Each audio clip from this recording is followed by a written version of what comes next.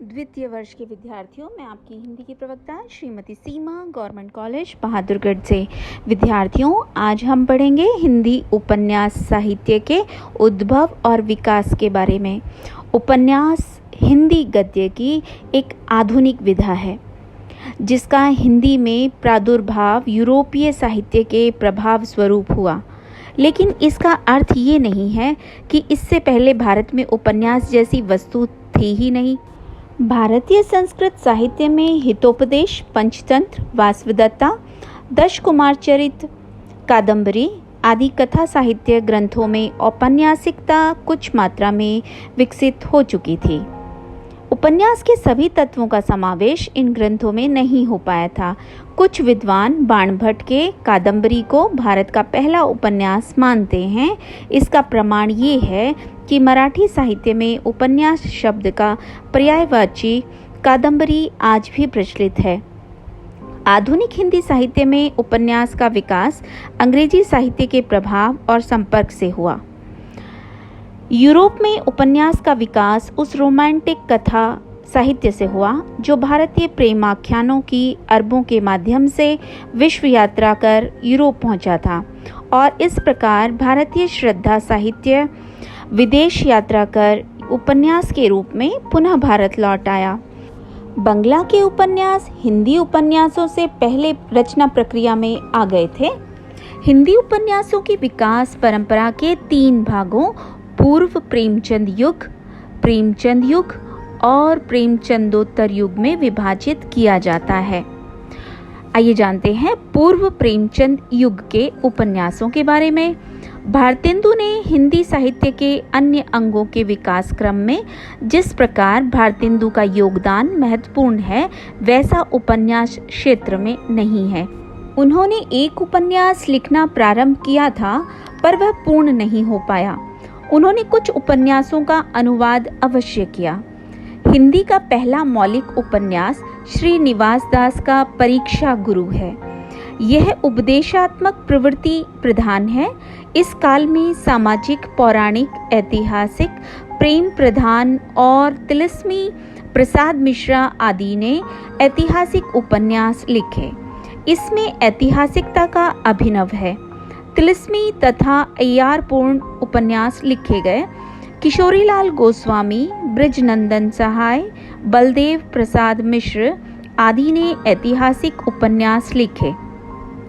इनमें ऐतिहासिकता का अभाव है, तिलिस्मी प्रभाव अधिक है। किशोरीलाल गोस्वामी, जगन्नाथ मिश्र आदि ने प्रेम प्रधान उपन्यास लिखे जिनका प्रेम रूढ़िबद्ध है। इस काल में बंगला के अनेक उपन्यासों का हिंदी में अनुवाद किया गया। इस युग में मौलिक उपन्यासों की जगह अनुदित उपन्यासों का स्तर अधिक ऊंचा रहा।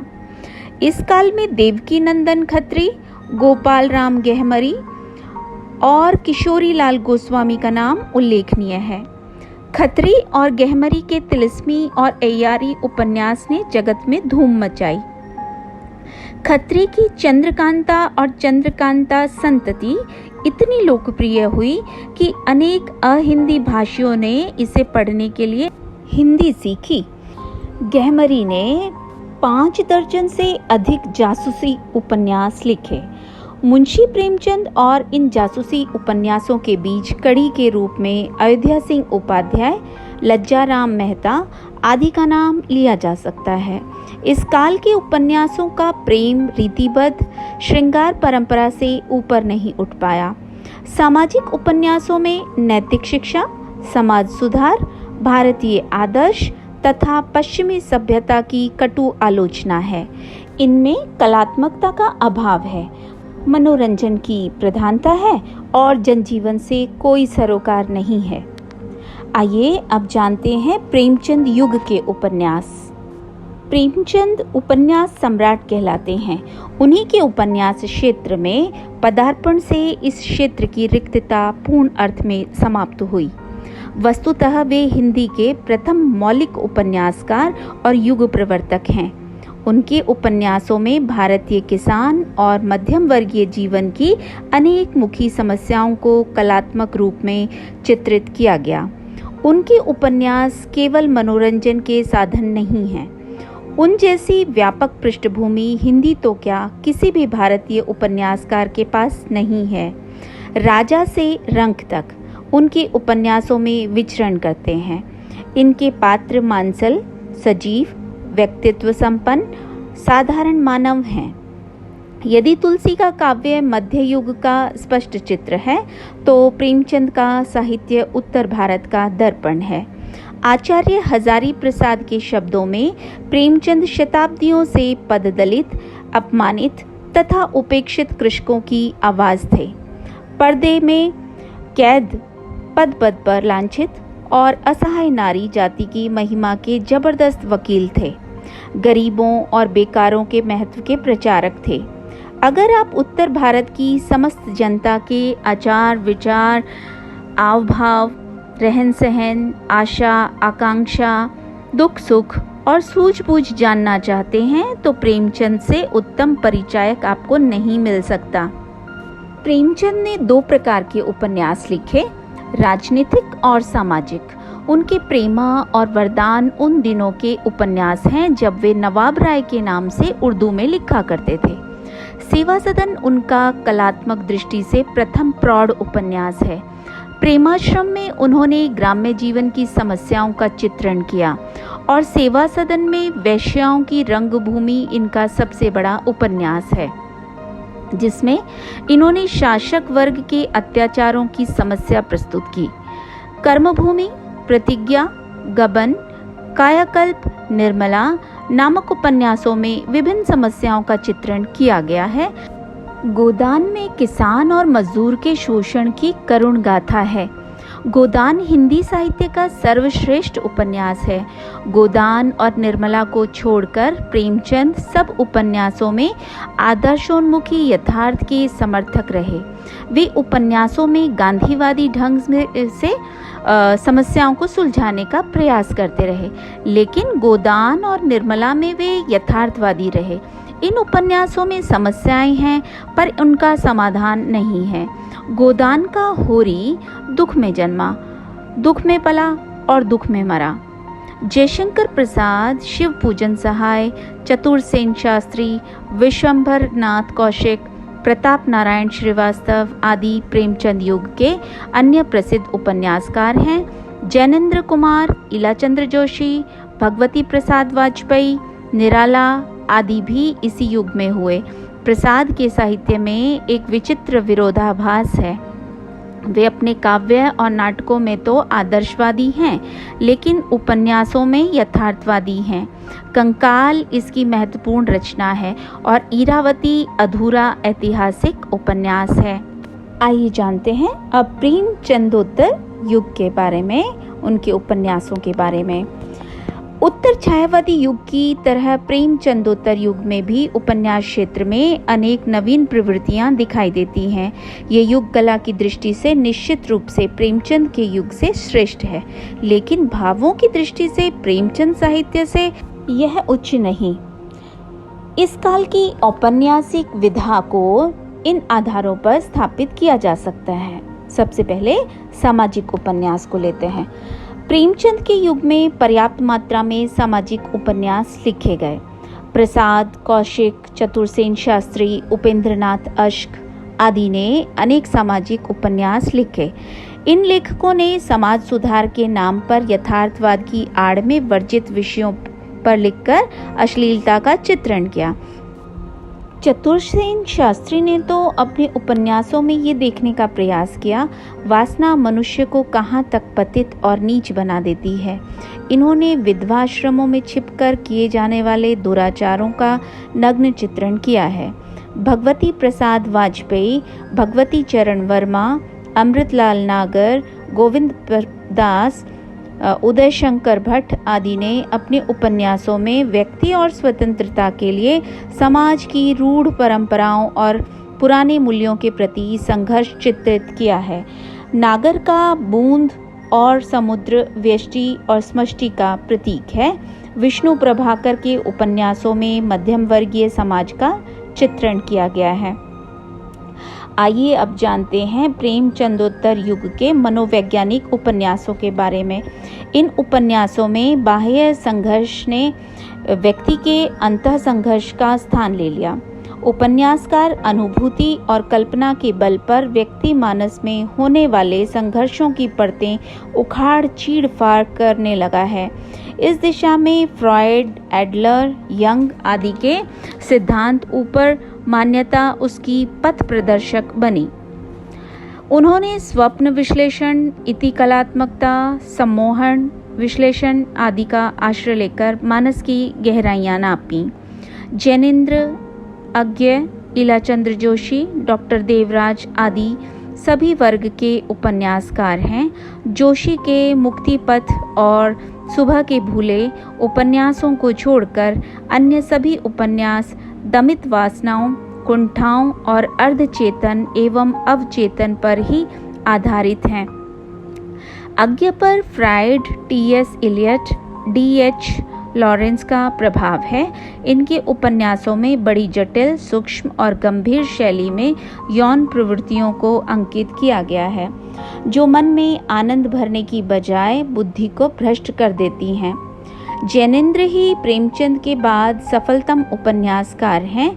इन्होंने नागरिक जीवन की मनोवैज्ञानिक समस्याओं का चित्रण किया। इनके उपन्यास भी व्यक्ति केंद्रित हैं और उनमें आत्मपीड़न की अधिकता है। आइए अब जानते हैं साम्यवादी उपन्यास के बारे में। राहुल सांस्कृत्यायन के सिंह से बयती, वो नगर से गांव तक तथा यशपाल के दादा कॉमरेड, पार्टी कॉमरेड आदि उपन्यास साम्यवादी विचारधारा के पोषक हैं, जिनमें युग जीवन के संघर्ष का चित्रण किया गया है। इन्होंने समाज के खोखलेपन को यथार्थवादी ढंग से प्रस्तुत किया है।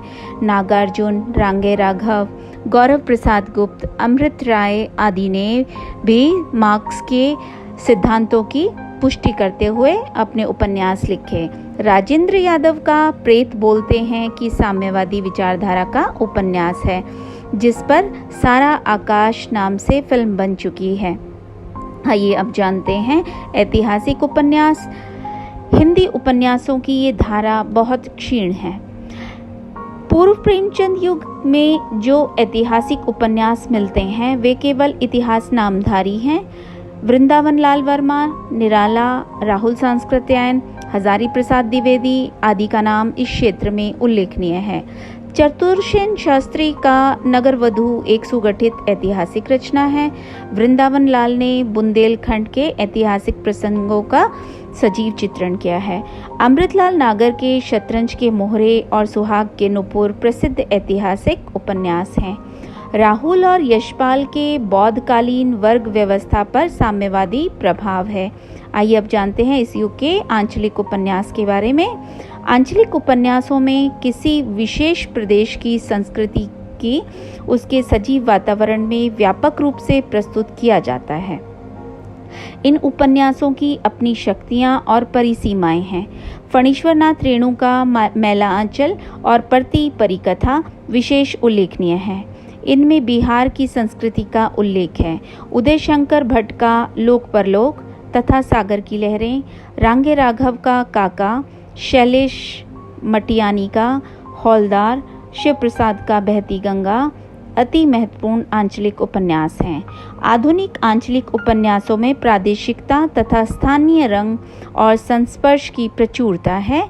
इन उपन्यासों की कमजोरी उनकी स्थानीय बोली है। इस बोली के सभी पाठक समझ नहीं पाते और साथ ही लेखक इनसे अपनी जाति, धर्म, संस्कृति और वर्ग के प्रति मोह और अंचला विशेष की विशिष्टता और श्रेष्ठता के प्रति पक्षपातक भाव, कट्टरता की चरम सीमा पर पहुंच जाते हैं। इन उपन्यासों की सफलता इनका यथार्थवाद है। आइए अब जानते हैं इस युग के प्रयोगशील परंपरा को। कहानी और कविता की भांति उपन्यास क्षेत्र में भी आजकल कुछ नवीन प्रयोग किए जा रहे हैं। धर्मवीर भारती का सूरज का 7वां घोड़ा में भिन्न भिन्न व्यक्तियों की अलग अलग कहानियों को एक सूत्रात्मकता के रूप में देने का प्रयास किया गया है। रुद्र जी ने बहती गंगा में 17 कहानियों के द्वारा काशी नगरी के पिछले 200 वर्षों की ऐतिहासिक झांकी प्रस्तुत की। गिरिधर गोपाल ने चांदनी के खंडहर में केवल 24 घंटों की कथा को अपने उपन्यास का विषय बनाया। 11 सपनों का देश नामक उपन्यास अनेक लेखकों के द्वारा लिखा गया है। सर्वेश्वर दयाल सक्सेना के सोया हुआ जल में एक सराय में ठहरे हुए यात्रियों की एक रात की जिंदगी का वर्णन है। आइए अब जानते हैं आधुनिकता बोध के उपन्यास।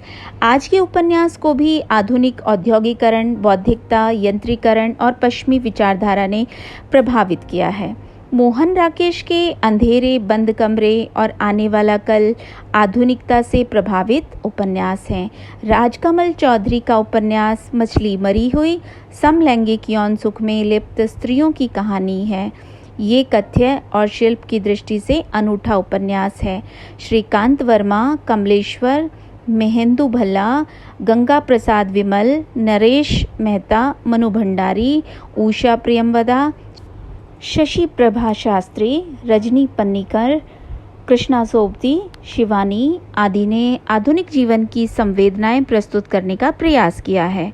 केलकर ने त्रिपुर सुंदरी में अध्यात्म और मनोविज्ञान का सुंदर ताना बाना बुना है।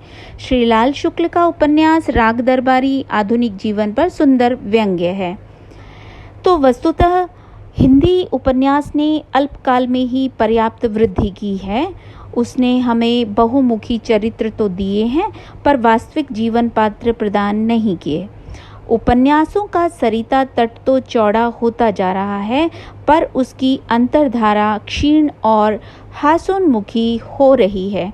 इसमें विभिन्न धारणाओं और प्रवृत्तियों के तो दर्शन होते हैं, पर अभी उनमें पर्याप्त प्रौढ़ता नहीं आई है।